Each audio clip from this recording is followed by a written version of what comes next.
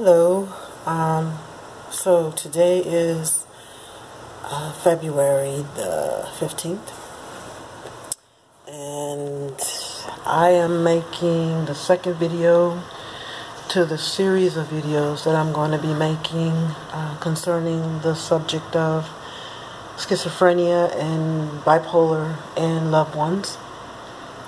These videos are going to be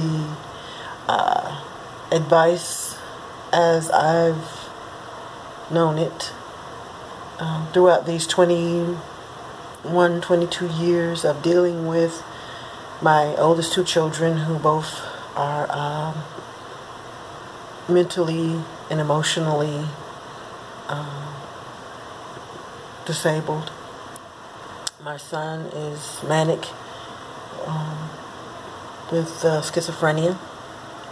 A lot of people don't know what that means, but during these series of videos I'm going to break it down and discuss what mania means versus just the bipolar disorder issue. He has a lot going on. Now my daughter, my oldest child, she's bipolar with manic depression and suicidal tendencies. I mean, that is what that is. That's exactly what that is. Suicidal tendencies means that she's not only thought about taking her life, but she's actually acted on it more than once, and had to be, actually she succeeded in one of her attempts to take her life and had to be resuscitated more than once.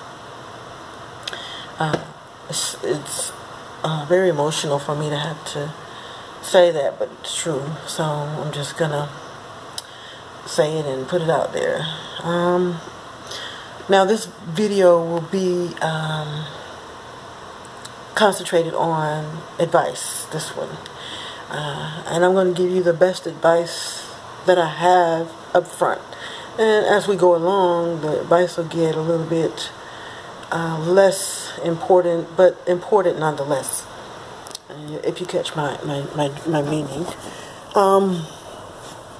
The best advice I can give to anybody who's dealing with a loved one with schizophrenia or manic depression or mania is the meds. Meds are important when you're dealing with mentally unstable people. You have to get them on meds. And the best med that I have ever experienced so far is the risperidone shot. Now, both of my children have both taken Haldol. Both of them have taken risperidone, Adderall, Concerta, Strattera. We've been through a whole slew of meds, especially my daughter. She's been taking meds since 1996. Yeah, 1996. And my son has been taking meds since he was 14. 2014. Yeah. 4 years ago. No. 12. Yep, since 2012. So I have a vast experience with medicines concerning people who have bipolar and schizophrenia. And the best med that I have ever come in contact with was the risperidone shot. Hands down, that shot is just awesome. Even though it has some side effects, they do have to do liver testing, and the risperidone in younger males has been known to cause lactating breasts. Now, I know you're thinking, oh my God, lactating breast in a boy. But that's why they don't give it to them when they're going through puberty. That's the word I'm looking for, puberty. You don't want to give it to a male child during his years of puberty, because it can cause some less desirable side effects. We don't want our sons to be lactating, so wait until he's or she's, well, even with the girls, my daughter, she took it and she started lactating when she was 14. I thought she was out there doing things she wasn't supposed to and had a fit, and suffice to say, found out otherwise, that it was the pills and not her. So it can get a little, sketchy. But hands down, the Risperidone shot was A1, the best meds that I have ever come across. They last longer. You give them the shot, and it lasts 4 weeks. 4 whole weeks. Now, mind you, with the pills, when they come home with the pills, it could be a daily struggle.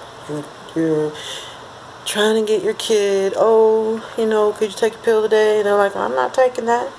You're like, well, you really need it for, to be able to concentrate and do better. And they're like, well, I'm doing better now, so I don't need it.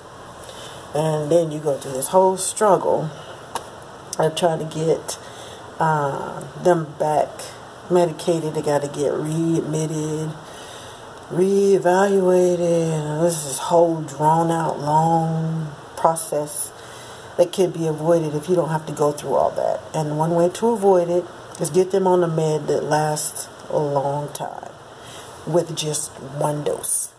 The pills, they have their place. Don't get me wrong. I'm not saying they don't have their place. They do.